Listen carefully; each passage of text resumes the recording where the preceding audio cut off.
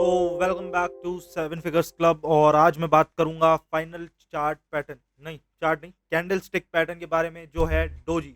तो भाई, अरे माइक भाई, तुम क्यों हिल रहे हो? देखो, डोजी पैटर्न के बारे में आज हम बात करेंगे, बहुत इंटरेस्टिंग और सीखेंगे इसके बारे में कुछ बहुत नया। तो चलो चलते हैं अब हम अपने पैटर्न पे। तो देखो, डोजी क्या होती है पहले हम ये समझेंगे। डोजी कुछ नहीं होती, डोजी प्लस होता है। नहीं, गलत बात। डोजी ऐसी होती है जिसकी बॉडी, हम कहते नहीं है बिल्कुल पतली, बिल्कुल पतली माचिस बॉडी, तुमने लोग देखे होंगे बिल्कुल सूखे से, एक धक्का मार तो 3 किलोमीटर दूर जाके गिरे, ऐसे लोग। तो वैसे ही लोग होते हैं। नो, किसी का मजाक नहीं उड़ा रहा, मैं एक चीज बता रहा हूँ, ठीक है? तो ऐसे पतले जो लोग होते हैं, बिल्कुल लीन फिजिक, इतना पतला तो कोई हो ही नहीं सकता, जितनी डोजी है इस दुनिया में कोई हो ही नहीं सकता, तो ऐसी ही डोजी होती है। तो ऐसी जो डोजी होती है हमारी, इसमें क्या होता है कि इसकी बॉडी बहुत छोटी सी होती है और इसकी विक्स थोड़ी सी उससे बड़ी सी होती है, फिर उसके बराबर होती है। ठीक है, ये कुछ डोजी पैटर्न होता है हमारा। डोजी का मेन मतलब क्या है? डोजी का मतलब है कॉन्फ्लिक्ट। अब ऊपर की विक और नीचे की विक दोनों की लेंथ सेम है, ठीक? बॉडी इसकी जीरो के बराबर है, नियरली। तो इसका क्या मतलब है? दोनों में पोटेंशियल है, बायर और सेलर में, और दोनों लड़े पड़े हैं कि कौन बॉडी बनाएगा, कौन बॉडी बनाएगा। कोई बॉडी बना ही नहीं पा रहा, और कैंडल का टाइम खत्म, कैंडल बंद। तो वो कुछ ऐसी कैंडल बन जाती है, ऐसी। इसे हम कहते हैं डोजी। ठीक है, अब हम इसके पार्ट समझेंगे। ये सीधा सीधा कॉन्फ्लिक्ट दिखाती है, कॉन्फ्लिक्ट दिखाती है, और sometimes it got trend reversal. Sometimes, only sometimes. अगर ये किसी और चार्ट पैटर्न के साथ आ रही है तो ये ज्यादा स्ट्रांग रहती है, अकेले इसमें ज्यादा दम नहीं रहता है। पतली सी है ना भाई, तो इसको लड़ने के लिए कुछ चाहिए होता है ना, बड़ा बड़ा, तो ये जाता है किसी शूटिंग स्टार के पास जाएगा, हरामी के पास जाएगा, हरामी भाई लड़ाई हो गई, चल रहे हैं आज। तो ऐसे चलता है सीन। ठीक है, तो वो चीज के लिए डोजी को किसी और चार्ट पैटर्न के साथ अगर रहेगा तो ज्यादा इसमें पावर रहती है। अब आप देखोगे यहाँ पे चार टाइप की डोजीज है। पहली है ट्रेडिशनल डोजी। ट्रेडिशनल डोजी कैसी होती है? ये इसके जो आपके यहाँ पे देखना, हाँ, यहाँ पे जो इसकी बॉडी है, ओपन क्लोज बहुत पास पास है, नियरली एट सेम पॉइंट ही है। जो इसका हाई का जो अपर विक है और लोअर विक है, इन दोनों की लेंथ सेम है। ठीक है, ये हो जाती है हमारी ट्रेडिशनल डोजी। भाई ये सालों से चली आ रही है, हम इसे ही चलाएंगे। अब जो हमारी सेकंड डोजी है, वो है लॉन्ग लेग्ड। अब इसकी जो अपर जो इसकी अपर विक होती है वो, और लोअर विक जो होती है वो काफी लॉन्ग होती है, इसीलिए इसको लॉन्ग लेग्ड कह रहे हैं। ओपन क्लोज का जो पोजीशन है वो सेम है, पर जो इसकी अपर विक है और लोअर विक है, ये जो दोनों चीज़ें हैं, ये काफ़ी लार्ज हैं, काफ़ी लॉन्ग है।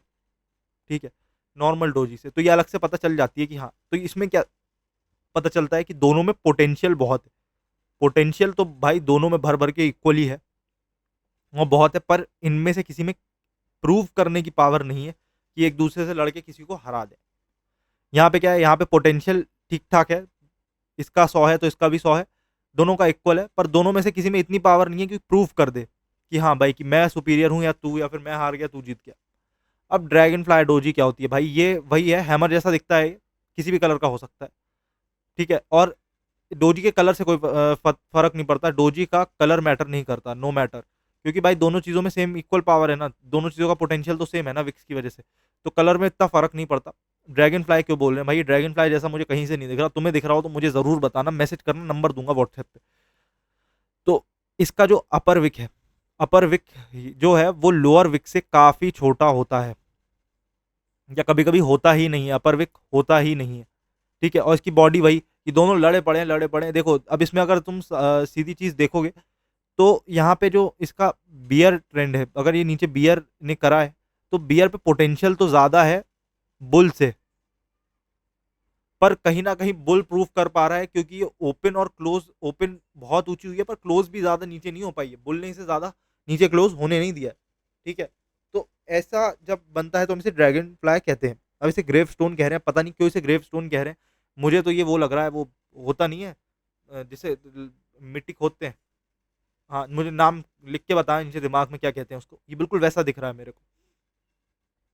तो अब ये है ग्रेव स्टोन। इसमें क्या होता है, जो अपर विक होती है वो काफी बड़ी होती है लोअर विक से, और अगर हम इसे बेसिकली देखें तो इसमें बॉडी जो होती है वो वैसी होती है, बॉडी इसकी वैसी होती है, छोटी सी, स्मॉल, और काफ़ी ज़्यादा पावर होती है इसमें, काफ़ी ज़्यादा दिखता है कि बहुत पावरफुल है। इसमें क्या है, यहाँ पे अगर विक ऊपर की बड़ी है तो यहाँ पे दिख रहा है कि जो बायर्स की पावर है वो ज़्यादा है, पोटेंशियल ज़्यादा है, बट वो प्रूव नहीं कर पा रहे। और सेलर्स का जो पोटेंशियल है वो भी ज़्यादा है, पर वो प्रूफ कर दे रहे हैं कहीं न कहीं, क्योंकि वो बॉडी काफ़ी नीचे बनी है, जो दिखाती है कि शायद अगली कैंडल अगर बिग बार बन गई या फिर इसके लो को तोड़ के नीचे चली गई, तो शायद ट्रेंड रिवर्स हो सकता है। ठीक है? तो ये सिंपल सी चीज़ है, बिल्कुल सिंपल, बेसिक। अब तुम्हें समझ आ गई? इसकी जो अपर विक होती है वो काफ़ी बड़ी होती है लोअर विक से, या फिर लो कभी-कभी लोअर विक होती ही नहीं है। इसका बाइंग जो प्रेशर होता है वो हाई होता है, पर इसमें सेलिंग का प्रेशर जो है वो ओवरकम कर जाता है। ठीक है?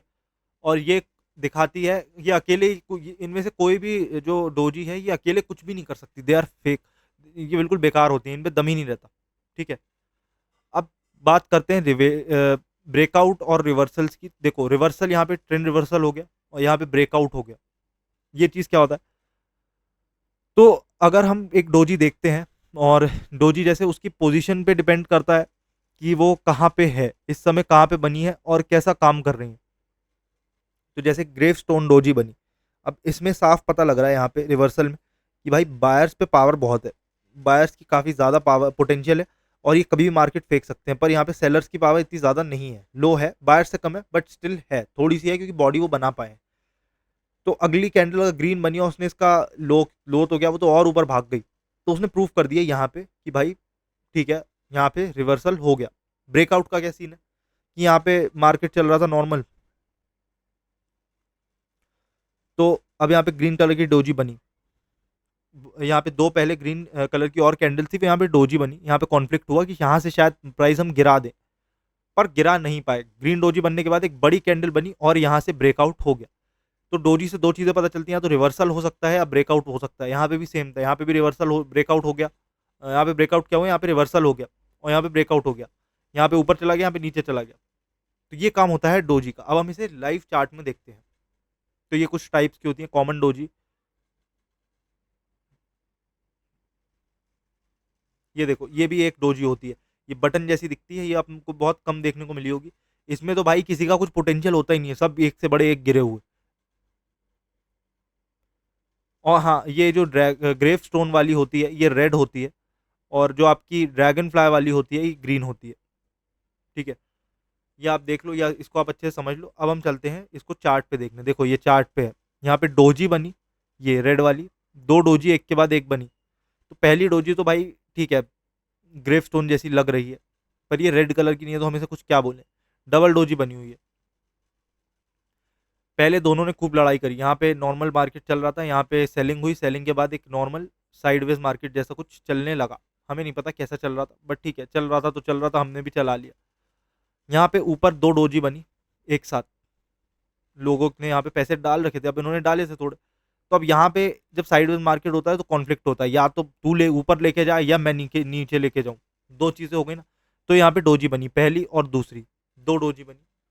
दोनों डोजी बनने के बाद इनमें से सेलिंग पे ज़्यादा प्रेशर आ गया कि प्राइस वैसे ही बहुत हाई है, अब हम प्राइस को नीचे लेके जाएंगे, या फिर हम अगर ये नहीं बढ़ रहा है तो बायर्स को क्या होता है, लॉस होता है। बायर्स को दिक्कत क्या होती है कि भाई उनका प्राइस डिके करता है गामा डिके की वजह से।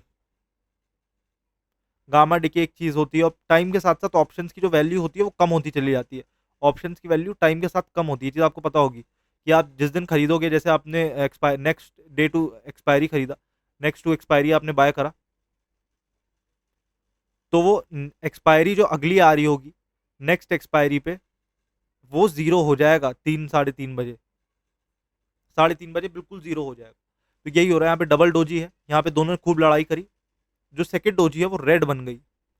मतलब कहीं ना कहीं बियरिश मार्केट था, वहां पे उठा के जितने भी बुल्स थे जिन्होंने यहाँ पे स्टॉक्स खरीद रखे थे, उन्होंने कुछ नहीं करा, उन्होंने सीधे उठाया और सब बेचना शुरू कर दिया कि भाई जो भी खरीद रखा था हमने इसमें, वो हम सेल करेंगे, क्योंकि हमें पता है मार्केट नीचे की तरफ जाएगा और हम और देर कंट्रोल नहीं कर सकते। डोजी से हमें ये भी पता चलता है कि हमारा कंट्रोलिंग पावर खत्म है, जिसको देख के गुस्सा आती है, पता नहीं क्यों डोजी को, ये कहाँ से आ गई, कुछ समझ नहीं आ रहा।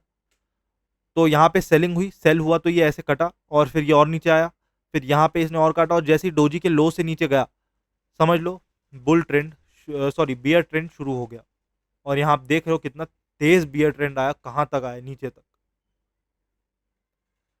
अब इसमें आप एंट्री एग्जिट कैसे करोगे वो भी मैं आपको समझा देता हूँ। देखो अगर आपको एंट्री करनी है तो एंट्री करने के लिए आपको अगर ऊपर कोई ये ब्रेकआउट करता तो आप इसके और हाई पे एंट्री लेते।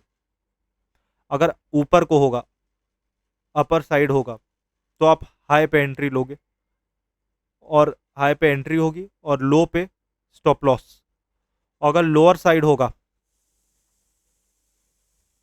तो आप लो पे एंट्री लोगे और हाई पे स्टॉप लॉस। बस